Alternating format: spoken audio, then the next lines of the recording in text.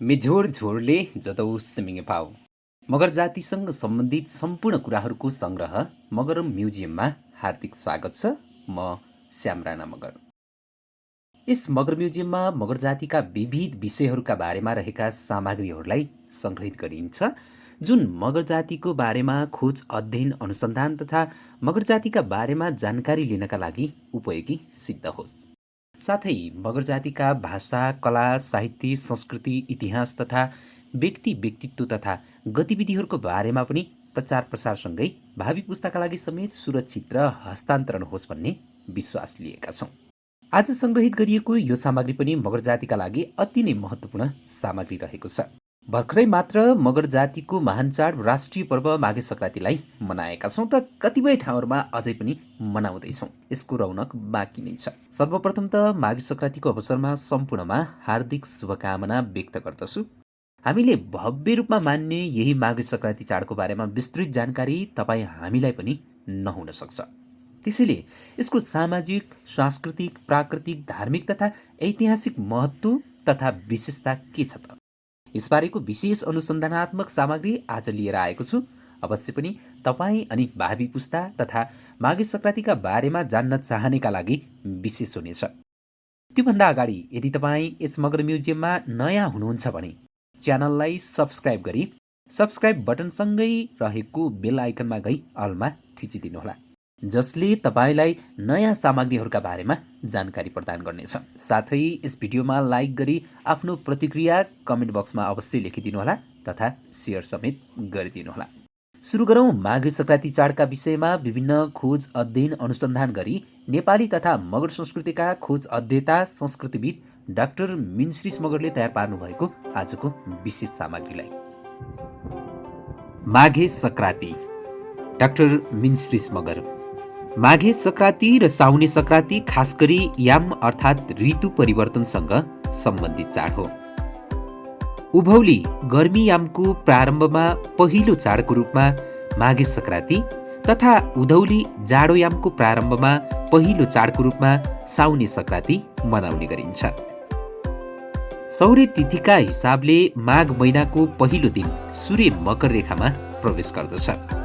यो दिन पृथ्वीको उत्तरी गोलार्धमा वर्षभरिको सबैभन्दा छोटो दिन, लामो रात र न्यून तापक्रम हुन्छ। माघे सङ्क्रान्तिकै दिनदेखि सूर्यले मकर रेखाबाट उत्तर कर्कट रेखातर्फको यात्रा प्रारम्भ गर्ने भएकाले दिन लामो, रात छोटो र तापक्रम वृद्धि हुँदै जान्छ। सूर्य उत्तरायणको समयावधि अर्थात् माघे सङ्क्रान्तिदेखि असार मसान्तसम्मको अवधिलाई उभौली वा गर्मीयाम भनिन्छ।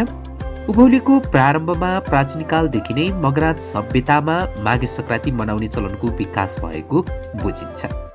मगर समाजमा यो चाडलाई माघे सङ्क्रान्ति, माघे सङ्क्रान्ति, माघ्या सङ्क्रान्ति, माघे सङ्क्राई, मिनामलेस आदि नाम दिएको पाइन्छ।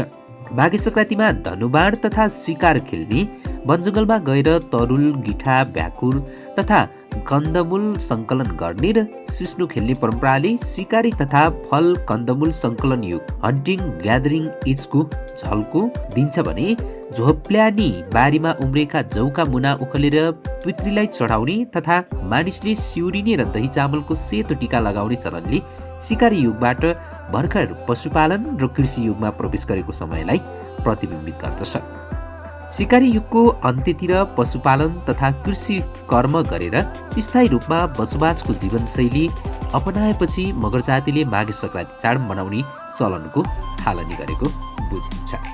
लोकजीवनमा चाडबाडहरू विशेष गरी श्रमको समाप्तिपछि र देवदेवीहरूसँग सम्बन्धित घटनाहरूका आधारमा प्रचलनमा आएका हुन्छन्। हरेक चाडबाडमा सम्बन्धित जाति वा समुदायका आफ्नै खाले धार्मिक मूल्य र मान्यताहरू जोडिएका हुन्छन्। मगर जातिको परम्परागत धार्मिक विश्वास कुनै व्यवस्थित वा लिखित दर्शनमा आधारित नभएर स्थानीय स्तरमा विकसित मान्यता, विश्वास, अभ्यास र प्रचलनहरूको परम्परा भएकाले आफ्नो परिवार, कुल, वंश र समाज कल्याण भावको केन्द्रीयतामा अडेको हुन्छ। अधिकांश पूजाहरू उर्वर शक्ति र पितृदेवहरूसँग नै अन्तर्सम्बन्धित रहेकाले उनीहरूको धार्मिक दर्शन देहात्मवादी वा जडात्मवादी एनिमिजम र झाँक्रीवाद स्यामानिजम मान्यतामा आधारित रहेको देखिन्छ। कुल पितृहरू सकारात्मक शक्ति वा इष्ट शक्ति हुन् भन्ने विश्वास गरिन्छ। त्यसैले माघे संक्रान्तिको बिहानै स्नान गरी घर आँगन सरसफाइ गरेपछि कुल पितृलाई धूप, दीप, जल, ध्वजा र प्रसाद चढाएर सुख, शान्ति, समृद्धि र सुस्वास्थ्यको निम्ति आराधना गरिन्छ। यस कार्यमा चेलीबेटीहरूको पनि उत्तिकै भूमिका रहन्छ। त्यसपछि चेलीबेटीहरूलाई सिधा दान गरिन्छ। गण्डकी प्रश्रवण क्षेत्रको मगर समाजमा माघे संक्रान्तिको बिहानै घरमुलीले खोला वा पधेरामा गएर स्नान गरी केराको पातमा एक मुठी चामल र मासको दाल, अदुवाको टुक्रा, सिद्रा, फलफुल र जामहान अर्थात् जाँड 7 ठाउँमा राखेर धूपदीप सहित पितृलाई चढाउने चलन छ, जसलाई मुठी याहके अर्थात् मुठी दिने वा डी याहके वा डी डाके पानी चढाउने भनिन्छ। व्यक्तिगत वा पारिवारिक रूपमा गरिने पितृपूजाका अतिरिक्त गाउँ टोलका सबै घरधुरी मिलेर सामूहिक पितृपूजा पनि गरिन्छ। कराङ्च पूजा अर्थात् ठुलो पूजा नामले गरिने यस्तो पूजामा झाँक्री विधिबाट बाजी बजेको थानमा सुँगुर, बोका र कुखुरा बलि चढाइन्छ। रुकुम, रोल्पा र पश्चिम बागलुङका मगर समाजमा छोरी चेलीहरूले बिहान स्नान गरी बारीमा उम्रेका झोप्ल्यानी अर्थात् जौको बोट र दही चामलको सेतो टिकाले पँधेरो, धुरी खाबो र अगेना पुजेपछि आफ्ना बाबा, आमा, काका, दाजुभाइ, भदैनीलाई पनि टिका र झोप्ल्यानी लगाइदिन्छन्। त्यसपछि बाबा, आमा र दाजुभाइले छोरीचेली तथा दिदीबहिनीहरूलाई दही चामलको सेतो टिका र झोप्ल्यानी लगाइदिएर मिसरा अर्थात् तरुल, पिँडालु, सक्खरखण्ड, रोटी, चामल, सिमी, पैसा आदि दिएर पुज्ने गर्दछन्। दाजुभाइले स्नान गरी कुल पितृलाई पुजेपछि केही नखाई घरका चेलीहरूलाई पुज्ने अनि विवाहित चेलीको घरमै पुगेर मिसरा दिने गर्दछन्। रुकुमको झुम्लावाङ र पश्चिम बागलुङको निसीमा चेलीलाई दिइने सिधा अर्थात् मिसरालाई निस्रो भन्ने गरिन्छ। थारू समाजमा पनि माघे संक्रान्तिमा चेलीबेटीलाई दिइने कोसिलेलाई निसराउ भन्ने गरिन्छ। मगर जातिले मनाउने माघे संक्रान्तिको धार्मिक पक्ष भनेको कुलपितृ र चेलीबेटी पूजा हो। चेलीबेटी नै परम्परागत पुरोहित हुने भएकाले मिसरा अर्थात् निस्रो सिधा दान पनि उनीहरूलाई नै दिने गरिन्छ। डोल्पाली मगर समाजमा रोला, भोजपत्रको पातमा सेलरोटी, फर्सी, दाल भात लगायतका परिकारहरू राखेर कागको पूजा गर्ने, राको फाल्ने र सिकपाती अर्थात् मोसोमा तेल राखेर बनाएको टीका लगाएर आशीर्वाद दिने चलन रहेको छ। रुकुम, रोल्पातिरका कतिपय गाउँका युवा युवतीहरूले माघे संक्रान्ति भन्दा अघि उच्च लेकाली क्षेत्रको चरणमा गएर कुलपितृलाई चढाउनका लागि फूल टिपेर ल्याउने गर्दछन्। दोलखातिरका सारू मगरहरूले माघे संक्रान्तिको अवसरमा लामा झाँक्री विधिबाट 4 दिनसम्म कुलपितृ पूजाको कार्यक्रम चलाउने र पाहुना बोलाएर खुवाउने गर्दछन् भने रुकुमका केही मगरहरूले पनि माघे संक्रान्तिको दिन कुलपूजा गरेको पाइन्छ। मगर समाजमा यो चाड 4 दिनसम्म पुष मसान्तदेखि माघ 3 गतेसम्म मनाउने चलन छ। माघ 1 देखि 3 गतेसम्मलाई जेठी, माइली र कान्छी संक्रान्ति पनि भन्ने गरिन्छ। माघे संक्रान्तिको अघिल्लो दिन टोलटोलमा भेला भएर मासुका लागि खसी बोका, सुँगुर, राँगा आदि काट्ने, वनमा गएर तरुल खन्ने तथा पात टिपेर ल्याई दुना टपरी खुट्ने जस्ता गतिविधिहरू हुने गर्दछन्। गण्डकी प्रश्रवण क्षेत्रमा माघे संक्रान्तिको अघिल्लो साँझ घर घरमा बारा पकाउने हुँदा युवा युवतीहरूले समूह बनाएर बारा माग्न जाने गर्दछन्, जसलाई ओह्या बारा गेस्के अर्थात् बारा खेल्ने भनिन्छ। एउटा लामो लौरोको एक टुप्पोमा कोर्को बाँधेर दैलोबाट भित्र बारा पकाइरहेको स्थानतिर छिराउने गर्दछन्।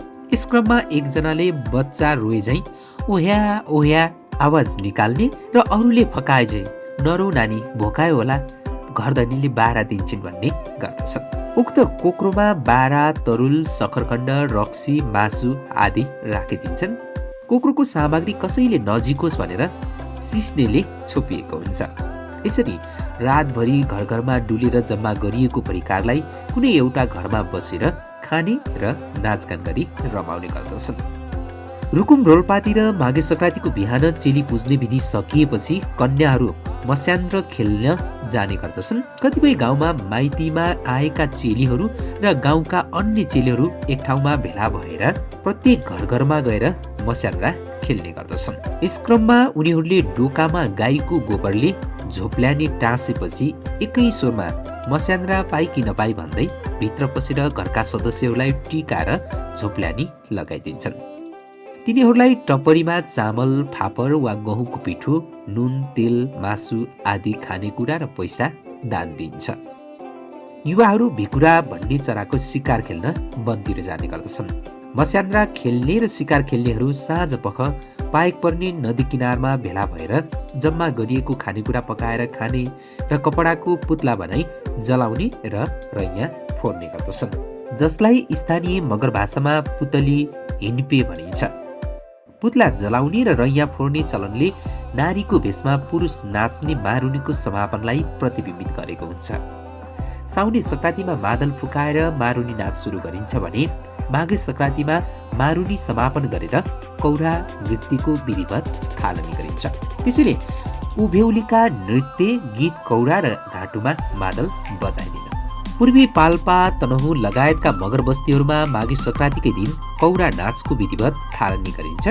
रुकुम र रोल्पातिरको मगर समाजमा डाँफे र मयूरको आख्यानमा आधारित डाम्फ्या स्याई, झोराल्नी वा जोरासाई नृत्य गीत प्रस्तुत गरिन्छ। माघे संक्रान्तिको साँझ बुढापाकाहरू भेला भएर स्याम्बो भाका गीत गाउने गर्दछन्। आफ्ना साथीहरूका घरमा पुगेर आलो पालो खानपिन गर्दै 3-4 दिनसम्म स्याम्बो गाउने गरेको पाइन्छ। पश्चिम बागलुङ, रोल्पा र रुकुमभेकको मगर समाजमा माघको दोस्रो दिन विवाहित चेलीलाई माइतीमा बोलाएर खुवाउने र अविवाहित छोरीचेलीहरूले आफूले माघे संक्रान्तिमा पाएको मिसरा अर्थात् निस्रोलाई जान्या अर्थात् वनभोजको रूपमा खाने चलन छ। जुन घरमा मिसरा दिएको हो सोही घरमा उक्त मिसरा खान नहुने मान्यता रहेकाले अविवाहित चेलीहरूले घर बाहिर गएर खाने चलन छ।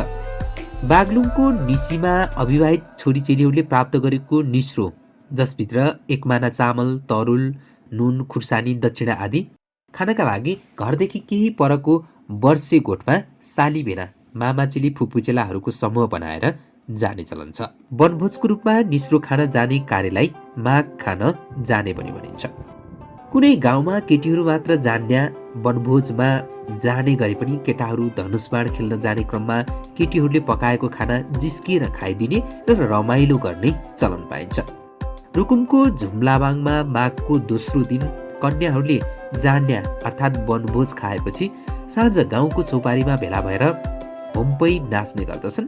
सारी, चोली, गहनाले सिँगारिएको तथा काठको टाउको र हात जोडिएको डोको भित्र पसेर युवतीहरू नाच्दछन्। चौपारीमा भेला भएका कतिपय युवा युवतीहरू झाम्रे बस्ने गर्दछन् भने कोही पिङ खेलेर रमाइरहेका हुन्छन्। होम्पै नाच समाप्त भएपछि युवा र बुढापाकाहरू पैसेरो नाच्दछन्। माघको तेस्रो दिन तारो हान्ने र नाचगानको कार्यक्रम सहित यो चाडको समापन गरिन्छ।